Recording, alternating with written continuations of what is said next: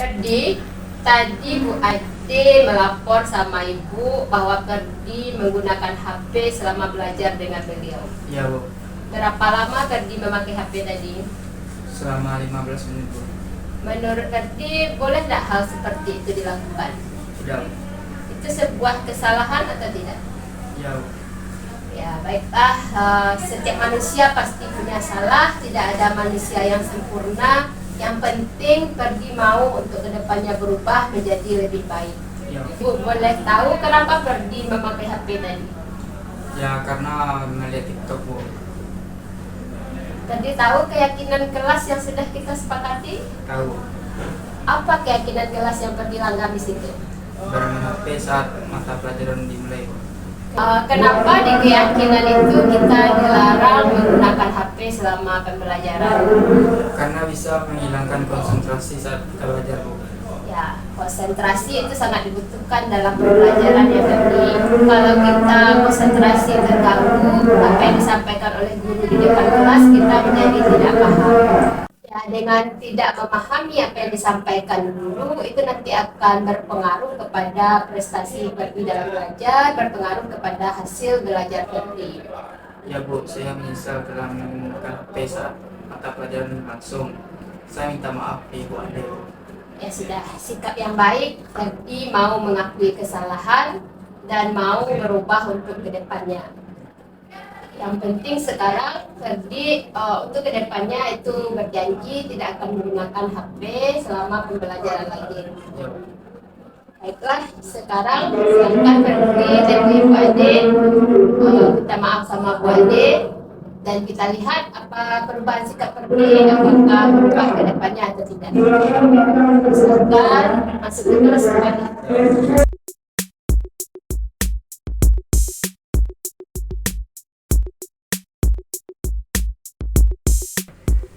Robi, tadi Ibu dapat laporan dari Pak Sia, guru fisika. Kata beliau Robi tidur tadi selama belajar dengan beliau. Iya, Bu. Berapa lama Robi tertidur tadi? Selama pembelajaran kita habis, Bu. Menurut Robi, hal seperti itu boleh dilakukan tidak? Tidak. Apakah hal itu merupakan sebuah kesalahan? Iya, Bu. Baiklah, setiap manusia itu pasti punya salah. Tidak ada manusia yang sempurna, tapi yang terpenting di sini kita bisa belajar dari kesalahan tersebut dan berusaha untuk memperbaikinya. Setuju? Setuju. Kalau Ibu boleh tahu, kenapa Robi sampai tertidur tadi di kelas? Karena kurang tidur malam tadi. Karena sering main HP malam. Robi tahu keyakinan kelas yang sudah kita sepakati? Tahu. Keyakinan kelas apa yang telah Robi langgar di situ? Disiplin dalam belajar, Bu. Menurut Robi, kenapa disiplin itu perlu dalam belajar? Karena kalau nggak disiplin dalam belajar itu akan mengganggu fokus. Betul, disiplin dalam belajar itu perlu, fokus dalam belajar itu juga perlu. Kalau Robi sering tertidur dalam belajar, yang akan rugi itu Robi sendiri. Pelajaran tidak mengerti dan akan berdampak pada nilai dan prestasi Robi di sekolah nantinya. Ya, Bu. Robi masih menyesal melakukan tidur di kelas tadi. Robi minta maaf. Ya baiklah, sikap yang bagus dari Robi mengakui kesalahan dan berani meminta maaf. Untuk kedepannya, apa yang akan Robi lakukan supaya kejadian tidur di kelas ini tidak terulang lagi? Robi tidak akan bermain HP lagi malam dan berusaha untuk tidur cepat. Oke, itu juga akan berkoordinasi dengan orang tua Robi, saling mengingatkan bagaimana mengontrol Robi di rumah. Terima kasih Robi. Robi sudah boleh kembali ke kelas. Terima kasih, Bu.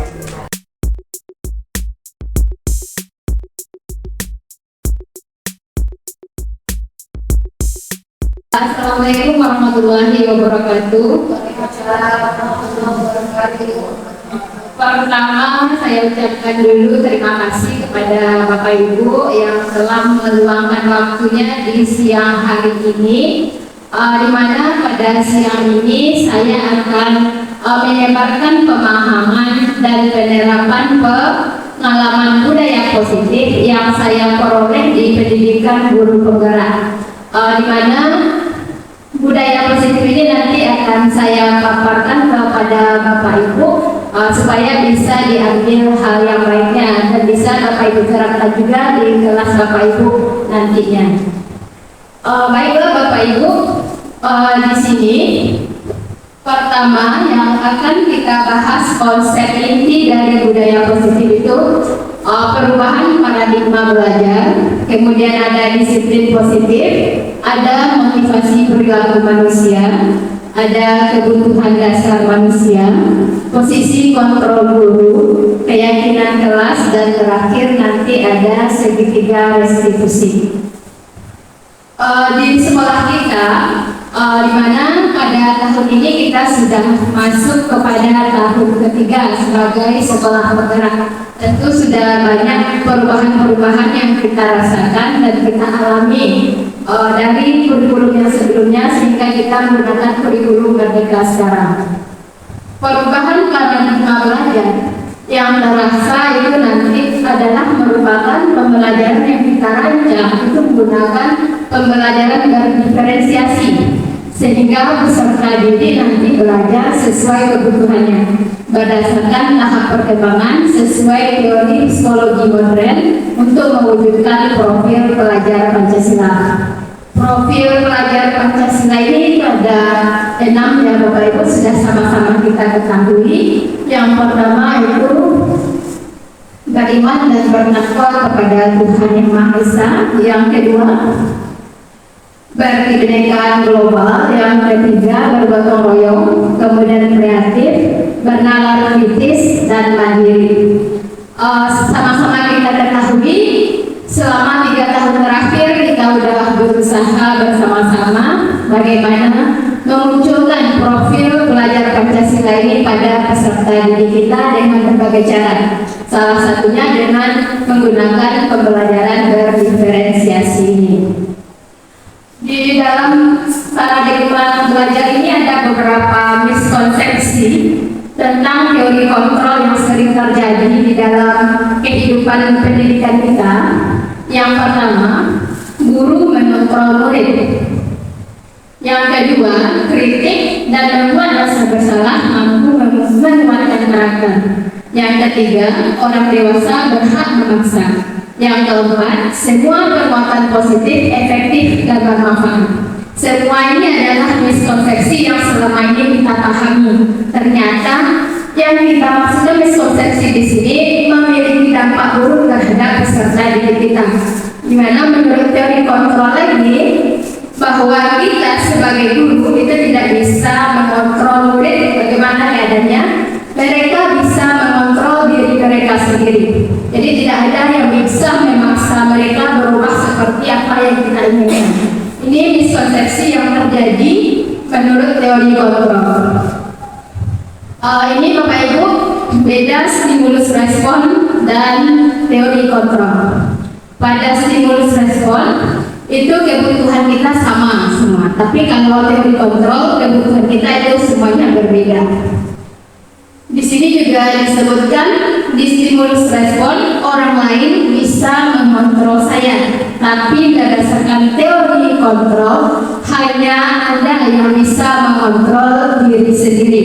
Berarti di sini bagaimanapun kita memaksa peserta didik seperti apa yang kita inginkan nanti berdasarkan teori kontrol ini itu tidak akan berhasil, karena yang bisa mengontrol diri mereka itu hanyalah diri kita sendiri, berarti diri kita masing-masing.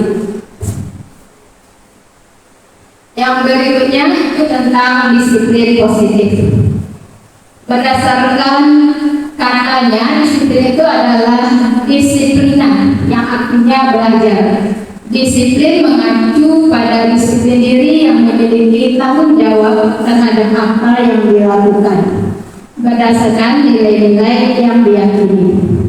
Disiplin positif merupakan salah satu penerapan disiplin yang bertujuan menumbuhkan kesadaran tanpa adanya imbalan dan hukuman. Sebagai pendidik, tujuan kita menciptakan peserta didik yang memiliki disiplin diri sehingga mengacu kepada nilai-nilai kebajikan universal nantinya. Sehingga nanti peserta didik kita harapkan memiliki motivasi intrinsik untuk merubah perilaku mereka ke arah yang lebih baik. Nilai-nilai kebajikan ini sangat banyak berdasarkan institusi yang ada di negara kita. Nilai-nilai kebajikan itu adalah nilai-nilai yang disepakati bersama lepas dari suku, bangsa, agama, dan bahasa maupun latar belakangnya. Di sini ada yang dinamakan profil pelajar Pancasila, ada dari Ibu Primary Years Program dan keterampilan hidup, dan ada lagi ini dari institusi lainnya seperti 9 pilar karakter, the 7 essential virtues, dan petunjuk hidup. Kita di bidang pendidikan, nilai-nilai kebajikan yang kita tanamkan itu adalah tentang profil pelajar Pancasila yang kita sebutkan di awal tadi, bahwa ada nanti 6: beriman dan bertakwa kepada Tuhan Yang Maha Esa, dan berakhlak mulia, berpendidikan global, gotong royong, mandiri, dan bernalar kritis. Jadi di bidang pendidikan ini atau institusi pendidikan ini, nilai-nilai kebajikan yang akan kita dukung nanti ada 6 ini.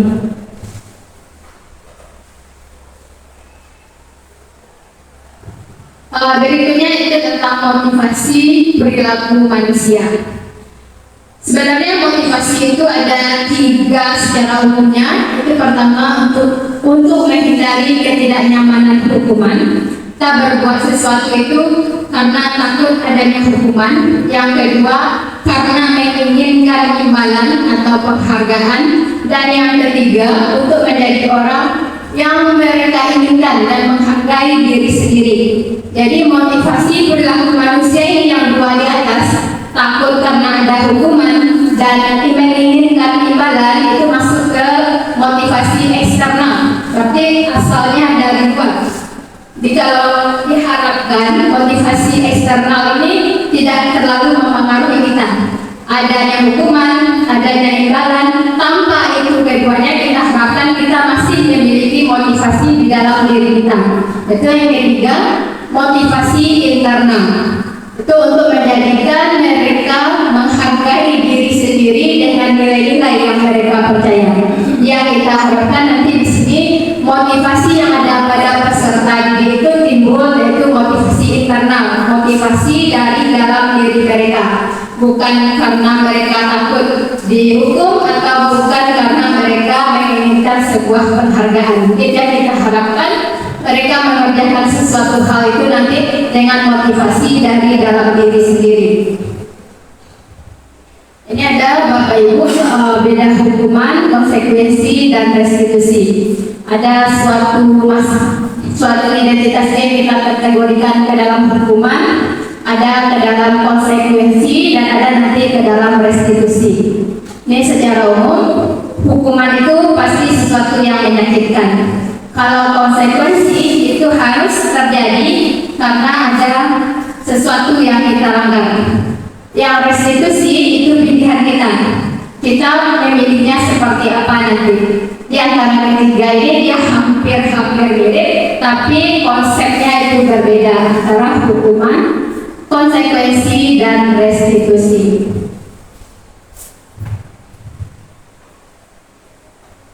Di sini dari yang tabel banyak tadi bisa kita simpulkan bahwa hukuman itu tidak terencana, tiba-tiba ini nampak pelanggaran langsung diberi hukuman, itu termasuk kategori hukuman. Murid tidak tahu apa yang akan terjadi atau tidak dilibatkan kalau hukuman, berarti datang dari pihak penghukum langsung. Di murid tahunya mereka sudah kena hukum saja. Yang berikutnya bersifat satu arah, berupa hukuman fisik dan psikis. Yang kedua, konsekuensi. Kalau konsekuensi itu terencana atau disepakati sesuai peraturan yang ada. Murid tetap dibuat tidak nyaman konsekuensi ini, tapi tidak separah hukuman tadi. Yang ketiga, sikap guru selalu memonitor murid. Yang ketiga, restitusi. Restitusi ini proses menciptakan kondisi bagi murid untuk memperbaiki kesalahan. Proses kolaboratif yang mengajarkan murid untuk mencari solusi sendiri. Misalkan di sini kita diskusi sedikit Bapak Ibu, ada siswa kita misal dia tidak pakai sepatu. Nah, kira-kira apa yang kita lakukan terhadap siswa tersebut? Kalau kita menyuruh mereka membuka sepatu dan mereka tidak diizinkan memakai sepatu seharian, apakah itu kita kategorikan hukuman, konsekuensi, atau restitusi nantinya? Hukuman. Tapi nanti kalau kita punya kesepakatan dengan siswa tersebut, kita sepakat kalau Anda tidak memakai sepatu, berarti ini yang akan Anda terima. Berarti ada kesepakatan dua arah antara murid dengan guru. Tapi murid merasa tidak nyaman juga dengan hal itu, maka itu dikategorikan daripada konsekuensi. Atau misalnya murid kita tidak mencatat, tapi kita sepakat ya di awal kalau mereka tidak mencatat, maka mereka akan lebih lama hilangnya untuk melengkapi catatan yang ada. Ketika itu masuk ke konsekuensi dari mereka tidak mencatat tadi. Itu beda antara hukuman, konsekuensi, dan restitusi. Ini Bapak Ibu dihukum oleh penghargaan. Jadi hukuman itu ada berbagai jenisnya. Ada dihukum oleh penghargaan.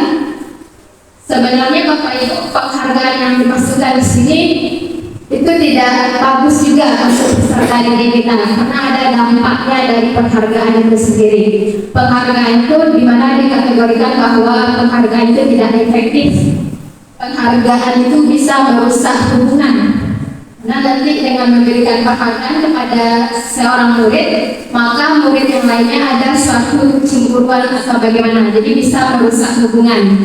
Jadi penghargaan juga mengurangi ketepatan, penghargaan menurunkan kualitas, dan penghargaan mematikan kreativitas.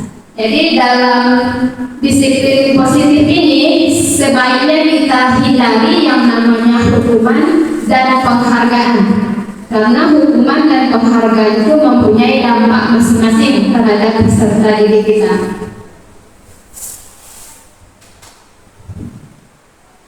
Yang berikutnya itu tentang disiplin positif, restitusi.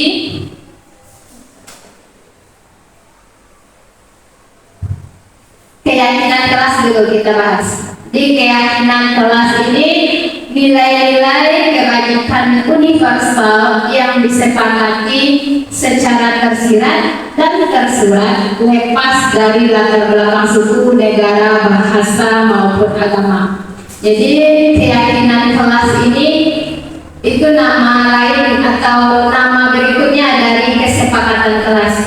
Jadi di awal pembelajaran kita ada dengan murid kita membuat sebuah kesepakatan kelas, di mana nanti akan kita sepakati bersama beberapa kata-kata atau kalimat positif yang nanti kita yakini dari kalimat positif itu memiliki nilai-nilai kebajikan. Jadi dengan adanya keyakinan kelas ini nanti diharapkan siswa atau murid kita tidak terpaksa, tapi mereka meyakini dari diri mereka, dari dalam diri mereka, yang mereka lakukan itu memiliki nilai-nilai kebajikan. Jadi kita menerapkan disiplin positif di sana bukan dengan motivasi eksternal tadi, bukan karena untuk takut dihukum atau ingin menghargaan, tapi kita harapkan dengan keyakinan kelas ini mereka yang meyakini ada nilai-nilai kebajikan yang ada dalam keyakinan kelas, sehingga mereka termotivasi untuk bertindak dengan sesuai menghargai diri mereka sendiri. Itu untuk keyakinan kelas. Dan di sini Bapak Ibu juga sudah membuat keyakinan kelas di kelasnya masing-masing. Itu nantinya kita harapkan di sekolah kita ini keyakinan kelas ini lebih dimaksimalkan. Jadi apa yang sudah kita sepakati di kelas kedepannya bisa kita jalankan sesuai dengan apa yang sudah kita yakini. Saya pribadi sedikit cerita Bapak Ibu, keyakinan ada dibuat keyakinan jelas, tapi dalam proses berlangsungnya nanti terabaikan. Apa nanti kalau ada murid kita yang melanggar keyakinan tersebut, kita mengabaikan permasalahan atau solusi yang akan kita berikan nantinya. Jadi mungkin untuk saya pribadi lebih memaksimalkan keyakinan kelas ini, apa yang sudah kita tulis kita laksanakan hendaknya untuk kedepannya gitu Bapak Ibu. Dalam pembuatan keyakinan kelas ini itu bersifat lebih abstrak daripada peraturan yang lebih rinci dan konkret. Keyakinan kelas berupa pernyataan-pernyataan universal yang senantiasa dibuat dalam bentuk kalimat positif. Hanya di sana kita menginginkan mereka tidak terlambat. Maka bukan datang tidak terlambat kita tuliskan, tapi datang tepat waktu. Jadi kita buatkan di keyakinan kelas itu kalimatnya tidak boleh ada kalimat negatif. Jadi harus kalimat positif. Keyakinan kelas itu hendaknya tidak terlalu banyak. Jadi tidak banyak poin-poinnya, jadi mudah diingat oleh murid kita. Keyakinan kelas sebaiknya dapat diterapkan di lingkungan tersebut. Semua warga kelas ikut berkontribusi dalam pembuatan keyakinan kelas lewat curah pendapat. Bersedia meninjau kembali keyakinan kelas dari waktu ke waktu. Mungkin saya pribadi yang bagian terakhir ini yang kurang ya Bapak Ibu, meninjau kembali keyakinan kelas yang sudah kita buat dari waktu ke waktu. Jadi di sini seandainya menurut kita tidak efektif keyakinan yang sudah kita sepakati di awal, itu kita koreksi lagi, kita perbaiki lagi keyakinan apa yang lebih efektif di kelas kita. Ini contoh keyakinan kelas yang sudah saya sepakati di kelas F8 lanjutan. Yang pertama itu tentang disiplin, datanglah tepat waktu setiap pagi ke kelas dan setelah istirahat. Tugas, bertanggung jawab menyelesaikan tiap tugas dan selesai tepat waktu. Tentang ketertiban, tertib memakai seragam dan menjaga ketertiban selama pelajaran. Kemudian ada respect dan hormat pada guru dan teman. Jadi mereka saling menghargai antara guru dan teman. Yang berikutnya kebersihan. Jaga kebersihan kelas dan meja masing-masing. Buanglah sampah pada tempatnya.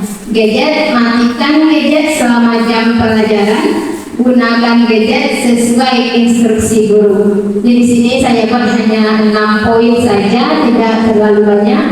Tapi sudah berlangsung 2 bulan ya Bapak Ibu, yang harusnya ini perlu koreksi lagi. Apakah efektif ini keyakinan di kelas atau tidak? Mungkin itu yang kurang dalam koreksi efektif atau tidaknya ini di kelas F8 lanjutan. Oke Bapak Ibu, ada nanti berbagi contoh keyakinan kelas yang sudah Bapak Ibu rancang di kelasnya masing-masing. Ini Bapak Ibu lanjut dengan kebutuhan dasar manusia. Kebutuhan dasar manusia adalah segala sesuatu yang kita lakukan untuk mendapatkan apa yang kita inginkan. Kebutuhan dasar manusia itu ada 5. Yang pertama, bertahan hidup. Kemudian kasih sayang dan rasa diterima, kebebasan, kesenangan, dan penguasaan. Jadi apapun yang dilakukan manusia, khususnya murid kita di sekolah, itu dilandasi karena mereka ada kebutuhan dasar sebagai manusia seperti ini. Misal mereka melanggar peraturan, kebutuhan apa yang ingin mereka tonjolkan di sana? Mungkin mereka kasih sayang atau rasa diterima yang dibutuhkan, jadi mereka mencari-cari perhatian di sekolah, atau mereka ingin suatu kebebasan, berarti ada nanti mereka ingin penguasaan, maka ingin menunjukkan bahwa mereka kompeten, jadi mereka membuat sesuatu hal. Jadi apapun yang dilakukan oleh murid kita di sekolah itu berdasarkan 5 kebutuhan dasar ini. Jadi bisa nanti kita lihat dan kita terang dan kita pikirkan bersama Bapak Ibu. Ini si A berlaku seperti ini. Kira-kira ia ingin menunjukkan apa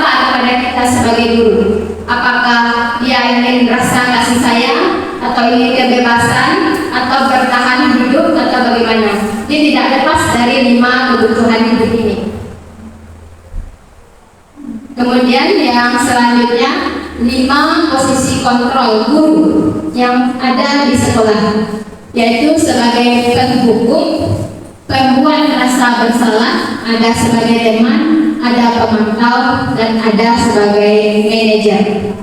Jadi di sini kita telah bersama nanti selama ini kita memposisikan diri kita sebagai apa terhadap murid kita. Apakah penghukum, pembuat rasa bersalah, teman, pemantau, atau manajer.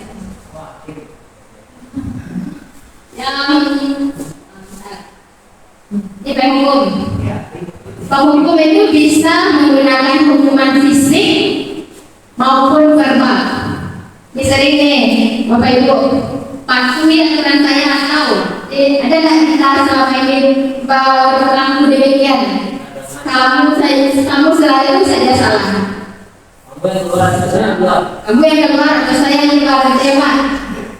Selalu yang terakhir selesai. Ini mereka lama gitu kan, kamu lagi yang lama mengerjakan tugas. Berarti itu kita memposisikan diri kita sebagai penghukum.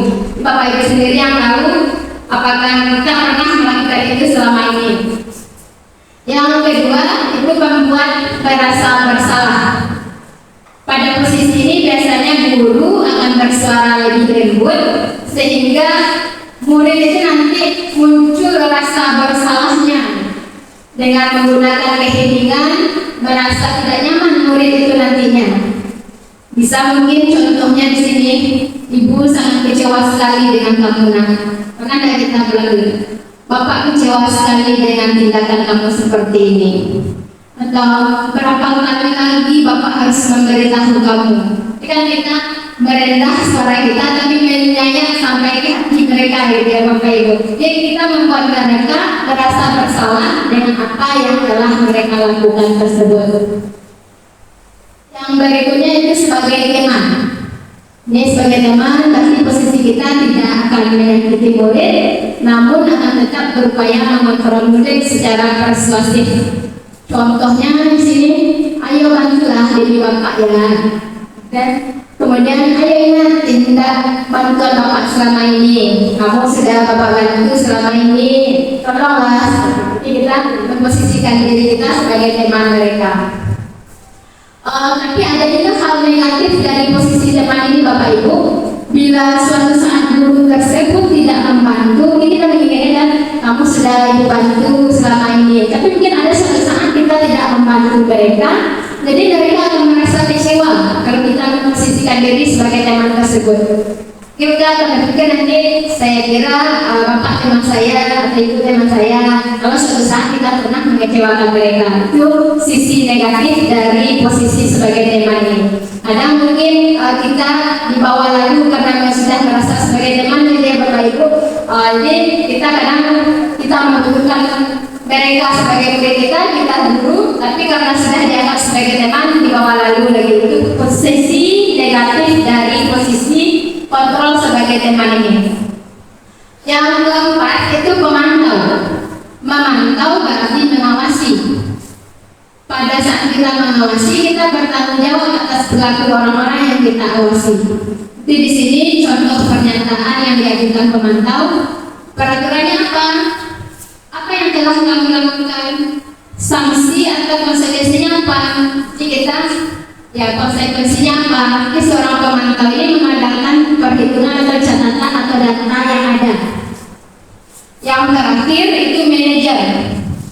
Manajer ini biasanya itu disampaikan dengan suara lembut juga. Tapi di sini kita tanyakan lagi kepada murid, apa yang kita yakini? Ingat lagi keyakinan kelas kita. Apakah kamu meyakini hal yang sama dengan keyakinan kelas itu? Kemudian apa rencana kamu untuk memperbaikinya dan lain-lain sebagainya. Jadi di sini di antara 5 posisi kontrol ini, posisi yang terbaik itu adalah sebagai manajer. Jadi kita harapkan kita sebagai guru itu kita bisa sebagai manajer nanti. Jadi kalau ada anak yang berbuat salah, kita tanya, kenapa dia bisa berbuat seperti itu? Apakah dia tahu keyakinan yang sudah kita sepakati di awal? Kemudian kita tanya lagi, apa rencananya untuk memperbaiki kesalahan yang dia lakukan tersebut. Jadi kita tidak langsung memberikan hukuman, kita juga tidak membuat mereka merasa bersalah, kita juga tidak sebagai teman mereka, juga kita tidak memantau mereka. Jadi Bapak Ibu sendiri kita refleksi bersama, apakah posisi kita selama ini yang sering kita lakukan itu kita sebagai apa? Kalau saya pribadi jujur itu sering sebagai penghukum dan pemantau ya Bapak Ibu. Jadi di sini ada yang terlambat, kamu lagi yang terlambat ya. Ketika kita memantau mereka, kemudian ada yang tidak mengerjakan tugas, kerjakan sekarang atau Ibu kasih hukuman ini. Jadi sering terjadi itu kita sebagai penghukum. Saya seimbang. Seimbang. Alhamdulillah seimbang. Berarti sudah sebagai manajer ya Pak. Seimbang semua. Seimbang semua. Berarti di sini posisi kontrol tadi. Ayah, kita juga ya Bu, kalau sudah sakit hati itu dari perilaku siswa itu pasti dikasih hukuman lagi. Kamu lagi. Naik darah sampai ke ubun-ubunnya Pak. Alhamdulillah saya Alhamdulillah. Ini Pak ini kata dicontoh dan tadi. Alhamdulillah. Oke Bapak Ibu, ya sebelum kita lanjut, kita ada sedikit sudah juga bicara dari tadi ya Bapak Ibu. Ya mari kita sedikit ya mari. Apa tema kuliah sekarang mari? Banyak ini. Budaya positif. Pertama dulu kita jalan-jalan dulu. Mumpung kita di sini, kuliah kita jalan-jalan. Nah, jalan-jalan keliling dunia. Duduk jalan-jalan. Hari ini kita mau jalan-jalan kemana Pak Debi? Hari ini kita jalan-jalan ke Cina. Hari ini kita dengar ya hari ini kita jalan-jalan ke Lubuk Hitam. Nah, 2 hari lagi kita jalan-jalan ke yang jauh, mana yang jauh ya Bapak Ibu? Ke Nepal. Nah, 3 hari lagi kita jalan-jalan ke mana? Kata Bu Yeni. Nah, hari ini kita jalan-jalan ke Lubuk Hitam. 2 hari lagi kita jalan-jalan ke Nepal. 3 hari lagi kita jalan-jalan ke mana? Bu Yeni mau ke Qatar. Siapa yang setuju dengan Bu Yeni ke Qatar? Kemana Pak? Qatar sama dengan Bu Yeni. Baik, oke. Bagaimana yang lain?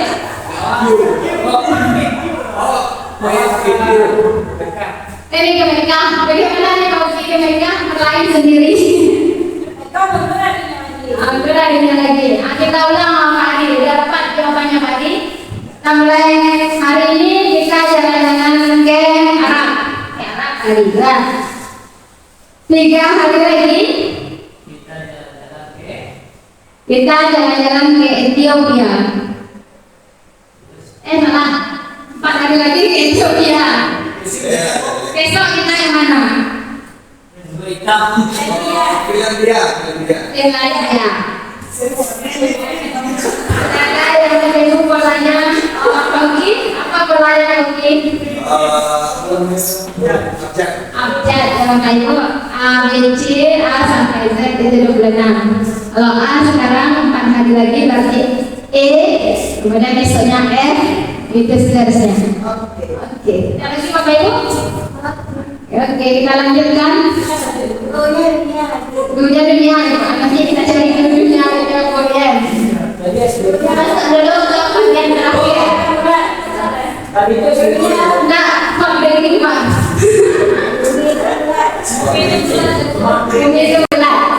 Terakhir dulu nih. Ada tentang segitiga restitusi. Ini masih lanjutan dari posisi kontrol tadi, 5 kebutuhan manusia dan motivasi. Ada yang dinamakan dengan segitiga restitusi di sini. Jadi katakan segitiga restitusi karena tahapannya itu ada 3. Jadi kalau kita buat ada segitiga. Tahapan yang pertama itu menstabilkan identitas, mana kita semua akan melakukan yang terbaik yang bisa kita lakukan. Tahap yang kedua itu adalah validasi tindakan yang salah. Semua perilaku memiliki alasan. Terakhir itu menanyakan keyakinan. Kita semua memiliki motivasi internal tadi. Jadi kita harapkan nanti Bapak Ibu kita bisa bersama-sama menerapkan segitiga restitusi ini di dalam sekolah kita selama kita mengajar murid-murid kita.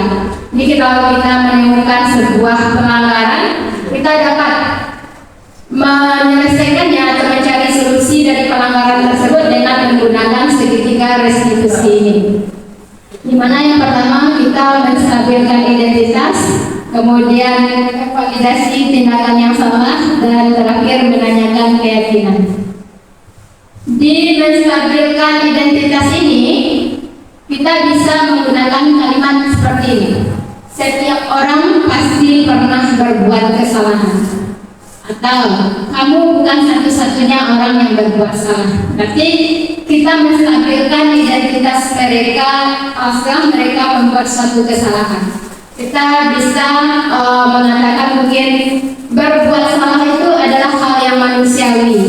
Jadi setiap manusia pasti punya salah. Jadi kan setelah kita mengatakan seperti itu kepada murid kita, mereka tidak terlalu merasa bersalah terhadap tindakan apa yang mereka lakukan. Setelah kita menstabilkan identitas mereka itu, maka kita lanjut ke tahapan yang berikutnya. Itu adalah validasi tindakan yang salah. Kita tanya, kamu tentunya punya alasan kenapa berbuat demikian. Adakah cara yang lebih efektif untuk mendapatkan apa yang kamu butuhkan? Jadi kalau mereka tidur atau terlambat mungkin, kamu tentu punya alasan terlambat lagi datang sekolah. Jadi kita tidak langsung menghukum mereka lari 10 keliling lapangan seperti itu. Tapi kita tanya dulu, semua orang pasti pernah terlambat. Semua orang pasti pernah melakukan kesalahan. Terus kita tanya lagi, kenapa tadi terlambat? Kalau boleh Bapak Ibu guru tahu kenapa kamu terlambat? Kita beragam jawabannya Bapak Ibu. Dari sana nanti baru kita lanjut ke menanyakan keyakinan. Kamu ingatkan keyakinan kelas yang sudah kita sepakati. Di keyakinan kelas tadi kita ada menyepakati datang tepat waktu setiap pagi dan setelah jam istirahat. Jadi mereka nanti yakin kalau mereka sudah meyakini keyakinan kelas tadi, mereka juga tahu apa yang sudah mereka langgar. Nanti di sana kita tanya lagi, bagaimana cara mereka untuk berubah ke depannya? Apa cara-cara mereka memperbaiki kesalahan yang telah mereka lakukan itu? Jadi dari segitiga restitusi ini, nanti kita harapkan mereka bukan kita beri hukuman, tapi mereka mencari solusi sendiri terhadap kesalahan yang telah mereka lakukan. Refleksi bersama lagi ya Bapak Ibu. Selama ini mungkin ada kita melakukan segitiga restitusi ini, tapi segitiganya tidak lengkap. Mungkin hanya ada yang dua sisi, ada yang satu sisi, sehingga tidak membentuk segitiga jadinya. Jadi di sini ke tiga tahapannya ini nanti kita harapkan bersama bisa kita terapkan dalam kepada murid-murid kita. Jadi setelah kita stabilkan identitasnya, kita validasi tindakan yang salahnya, dan yang terakhir kita tanyakan keyakinan yang sudah disepakati tersebut. Mungkin Bapak Ibu bagi sedikit tambahan tentang budaya positif tadi. Seorang guru yang baik itu harus memiliki kemampuan untuk mewujudkan budaya positif di sekolah. Jadi di pendidikan guru penggerak kami mendapat pembelajaran ya Bapak Ibu tentang budaya positif ini di modul 1.4, di mana kalau dipikir-pikir itu semuanya bisa kita terapkan di sekolah, tapi balik lagi ke konsistensi kita melakukan tersebut. Apakah kita konsisten atau tidak membudayakan budaya positif ini di sekolah kita? Jadi kalau berdasarkan teorinya, seorang guru yang baik itu mampu mewujudkan mewujudkan budaya positif di sekolahnya. Jadi kalau kita bersama-sama mewujudkan budaya positif itu, insya Allah budaya positif itu akan terwujud di sekolah kita. Kemudian budaya positif itu tadi itu balik lagi ke keyakinan diri murid-murid. Jadi di sini budaya positif yang kita inginkan adanya nilai-nilai kebajikan yang mereka yakini bersama, bukan sesuatu yang kita paksakan. Tapi mungkin awalnya juga dipaksa ya Bapak Ibu. Tapi akhirnya nanti kita harapkan itu terbiasa mereka. Jadi menjadi sebuah budaya positif di sekolah kita. Dimana polemik yang kita hadapi di sekolah kita ini seringnya siswa atau murid kita datang terlambat. Bagaimana nanti kita secara bersama-sama bisa membudayakan datang tepat waktu ke murid kita tersebut, tapi bukan karena terpaksa, bukan karena takut hukuman atau bukan karena mereka menginginkan penghargaan, tapi kesadaran diri mereka sendiri supaya bisa datang tepat waktu ke sekolah. Mungkin itu menjadi PR kita bersama ke depannya ya Bapak Ibu, bagaimana mewujudkan hal tersebut. Alhamdulillah saya sudah menerapkan di sekolah. Alhamdulillah. Jadi Bapak Ibu tentang motivasi perilaku manusia tadi, untuk motivasi internal itu tadi dikatakan bahwa kita harus menghindari hukuman dan penghargaan. Jadi ternyata hukuman dan penghargaan ini sama-sama tidak baik untuk peserta didik kita atau murid-murid kita gitu Bapak Ibu.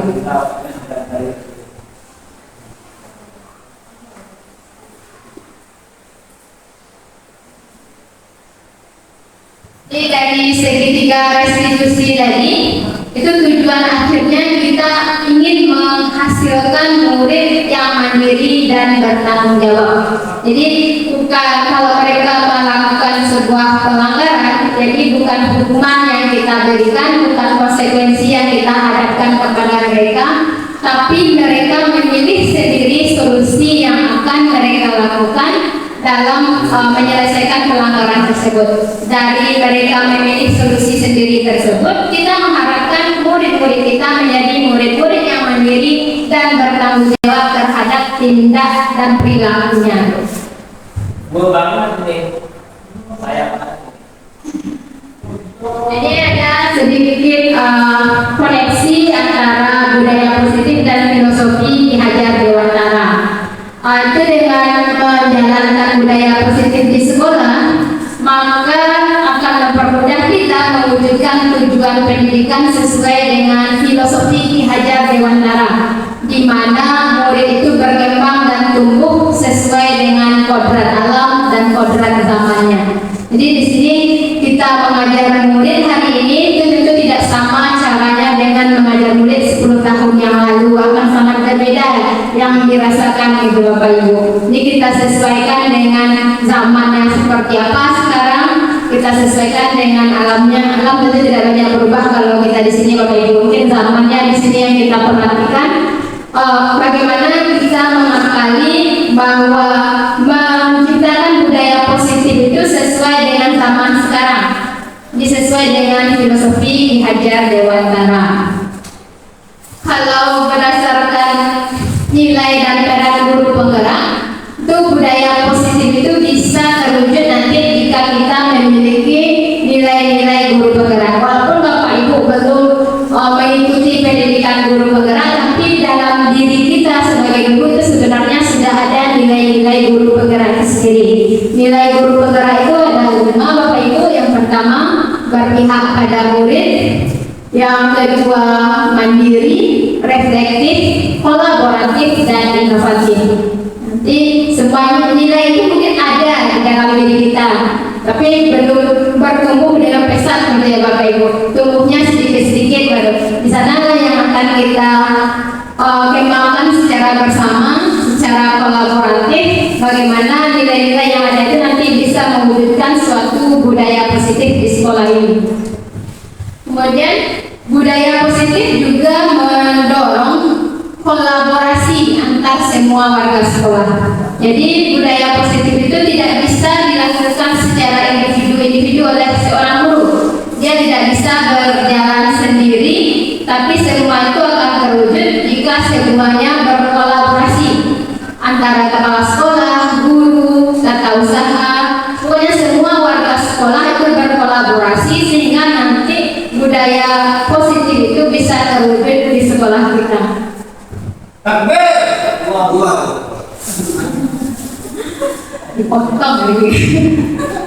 Kemudian visi guru penggerak.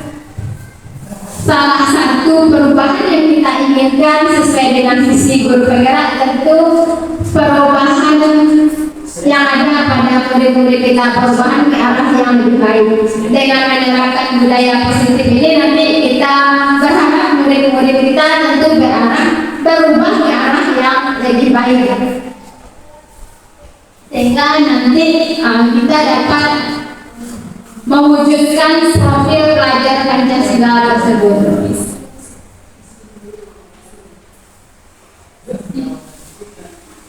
Itu Bapak Ibu yang bisa kita sampaikan di pemaparan tentang budaya positif ini. Kita lanjutkan refleksi bersama lagi ya Bapak Ibu, bagaimana dari tadi perubahan paradigma belajar, kemudian ada tadi disiplin positif, ada tadi motivasi perilaku manusia, ada kebutuhan dasar manusia, ada tadi segitiga restitusi, kemudian ada tadi posisi kontrol. Ini kita refleksi bersama lagi yang pertama dulu Bapak Ibu, yaitu tentang disiplin positif, nilai-nilai kebajikan. Apakah selama ini dari yang kita lakukan sudah ada atau belum tentang nilai-nilai kebajikan yang kita terapkan di kelas khususnya dan di sekolah pada umumnya? Ada tidak disiplin positif yang sudah kita lakukan? Gimana Pak Ari? Sudah. Apa contohnya Pak Ari? Datang tepat waktu. Berarti siswa saya semuanya datang. alhamdulillah.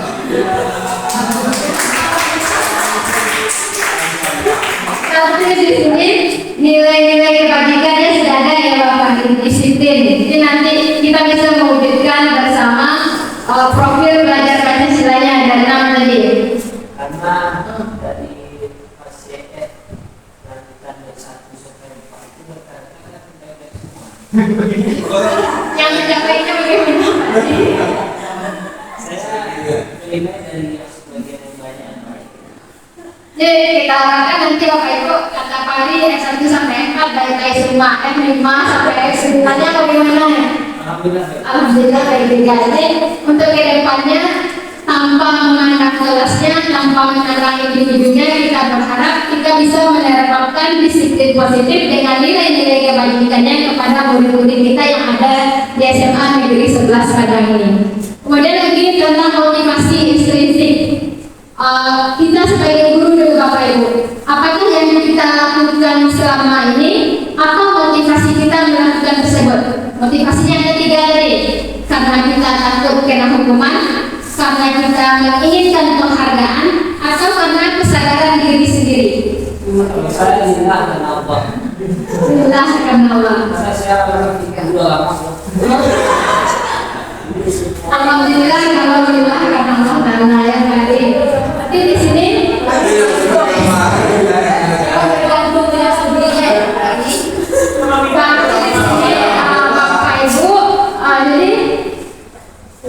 jujur ya, secara pribadi kadang-kadang melakukan sesuatu itu karena takut kena hukuman ada, karena menginginkan penghargaan juga ada, karena lillahi ta'ala tadi juga ada yang tadi, karena ada motivasi dari diri sendiri tersebut. Kebanyakan lillahi ta'ala. Amin. Berarti itu berarti kita sudah motivasi kita itu sudah motivasi intrinsik, bukan motivasi eksternal lagi, sudah internal jadinya. Masuk anak di dalam. Nah itu, apakah sudah kesadaran diri sendiri Pak? Kalau suami dari sedikit banyaknya kadang-kadang juga ada yang kita lakukan dengan takut karena hukuman yang hari. Nanti dicatat dan sebutkan siapa yang sudah masuk, karena tapi motivasi kita masuk itu kadang-kadang karena takut dicatat namanya oleh tiket, maka kita harus masuk. Kalau Pak Ari tidak, kalau Pak Ari terjadi karena itu begini juga, ini bukan kesadaran keagamaan. Berarti di sini Bapak Ibu, mungkin kalau ada hal seperti itu nanti ya dipikir jajaran kita masuk lagi. Nanti itu kita melakukan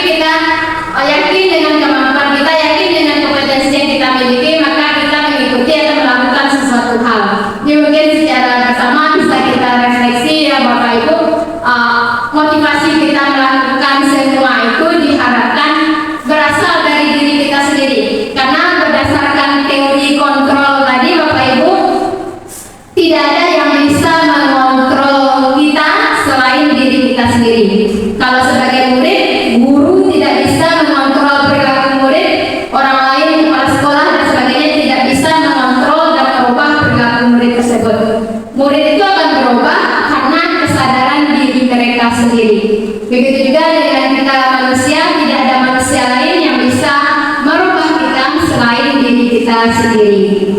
Yang berikutnya tentang posisi kontrol guru tadi. Ada penghukum, apa tadi Pak Ari?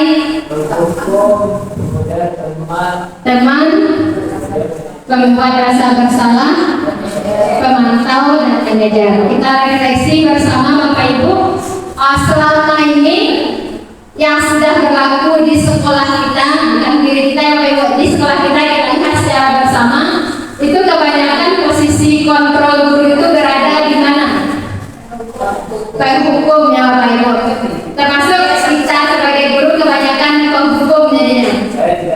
Saya tidak alhamdulillah. Pak Ari ini contoh teladan guru jadi. Orang ini juga oleh beberapa survei semua saya termasuk terbagus. Alhamdulillah. Ya kenapa ya Pak? Saya karena nama ya Pak negaranya. Jadi di sini Bapak Ibu dengan saya di sini berbagi ilmu dengan apa yang dipelajari di pendidikan guru penggerak itu, bahwa ternyata posisi kita selama ini terhadap murid kita itu kebanyakan sebagai penghukum. Jadi diharapkan nanti kita secara bersama-sama, saya dan Bapak Ibu lainnya itu kita berharap kita bisa sebagai manajer terhadap murid-murid kita. Kita bisa mengendalikan mereka sebagai manajer. Jadi kita tidak memberikan hukuman langsung sehingga nanti mereka memiliki nilai kebajikan tersendiri di dalam diri mereka yang sedang mereka yakini gitu. Jadi tidak terpaksa lagi. Jadi PR juga untuk kita bersama bagaimana merubah posisi sebagai penghukum tadi secara bertahap, perlahan tapi pasti. Bagaimana posisi penghukum tadi bergeser menjadi posisi manajer.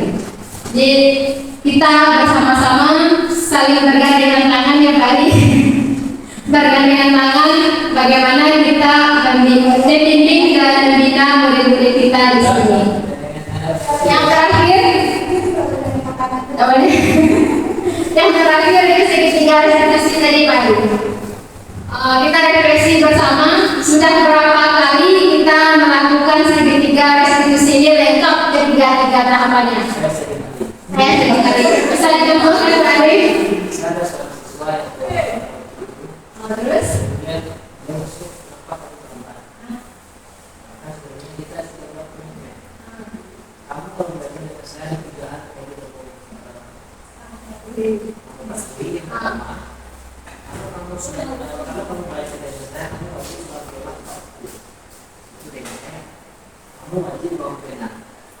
Kalau dia laki-laki wajib juga bawa pena.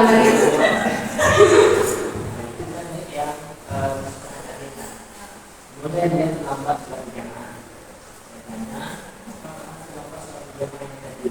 Semua di antara sudah ada nama. Kemudian dia mengatakan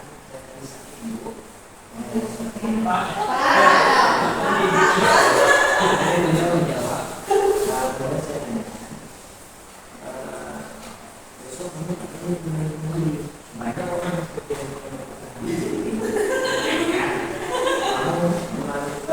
ulang-ulang seperti ini, sini banyak orang datang. Akhirnya kita diskusi. Pak, kalau saya tidak akan lagi. Mereka saya lagi, saya jadi yang akan dia.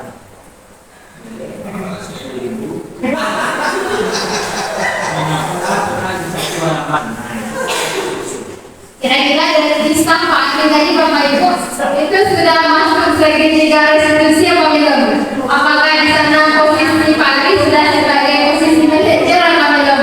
Belum. Kenapa belum Bapak Ibu?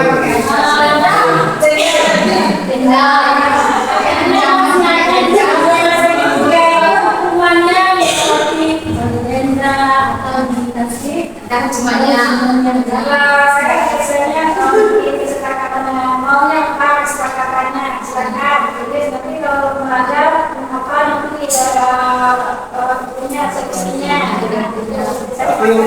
tapi mau sebelum dulu sampai sekarang ada nggak? Jadi Bapak Ibu di sini segitiga restitusi itu kan ada 3 tahapan. Yang pertama dulu stabilkan identitas. Jadi tidak tahu nih mereka terlambat tengah berjamaah. Jadi kita stabilkan identitas mereka dulu supaya mereka tidak merasa terlalu bersalah. Semua orang pasti pernah terlambat berjamaah. Tidak ada manusia yang sempurna, itu juga betul. Baru nanti kita tanya alasannya. Ada guru di Ramadan itu ngajarin aja. Enggak, lanjutkan nanti kembali lah. Kemudian setelah ditanya alasannya, bukan solusinya dari kita dulu datangnya gitu ya Bapak Ibu, tapi kita tanya ke mereka ke murid tersebut bagaimana langkahnya untuk mengatasi masalah tersebut. Jadi apa yang mereka ucapkan itu yang sebagai solusi dari pelanggaran yang telah mereka lakukan. Kalau masih datang dari kita, itu biasanya sebagai hukuman atau sebagai konsekuensi yang kita berikan. Jadi kita harapkan mungkin kata Brian tadi di awal kita sudah sepakat, mungkin kita mengiring mereka lagi bagaimana mereka menyampaikan kesepakatan atau keyakinan yang sudah kita sepakati di awal pembelajaran. Tapi bukan datang dari kita sebagai gurunya, tapi dari mereka. Kalau kamu seperti ini alasannya, kemudian bagaimana langkah berikutnya kamu menghadapi ini? Kalau soal kata hari tadi itu kan ada dua, itu solusinya dari pihak sekolah lagi. Makanya tadi pergi berobat. Jadi makanya budaya positif itu Bapak Ibu tadi tidak bisa berjalan sendiri-sendiri kita gitu. Makanya butuh kolaborasi antara semua warga sekolah. Mungkin Bapak Ari ini menerapkan budaya positif, disiplin. Mungkin di guru lain disiplin itu kurang diperhatikan. Maka budaya positif yang sudah dirancang oleh guru satu tadi tidak akan berjalan dengan maksimal jadinya. Jadi makanya untuk penerapan budaya positif ini butuh kolaborasi yang maksimal dari semua warga sekolah. Itu Bapak Ibu tentang penyebaran pemahaman dari budaya positif ini.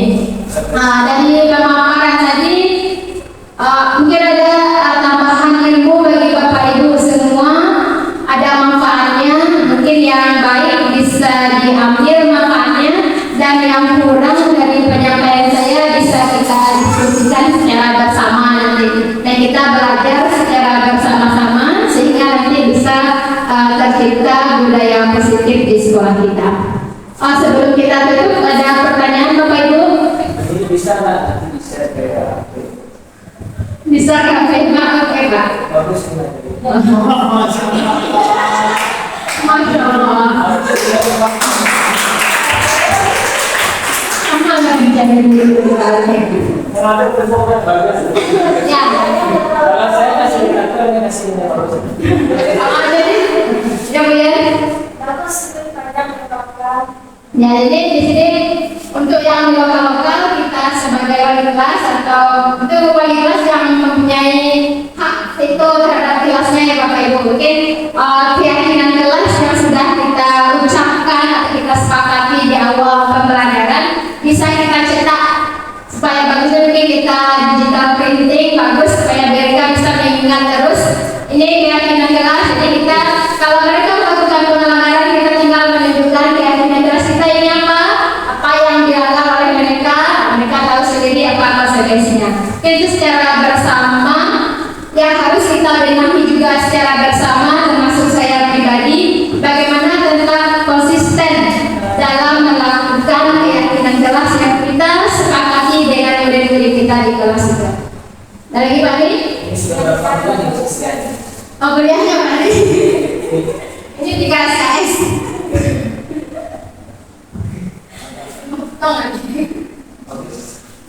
Nah mungkin itu Bapak Ibu yang bisa saya sampaikan atau saya paparkan tentang penerapan budaya positif yang saya peroleh di pendidikan guru penggerak angkatan 11.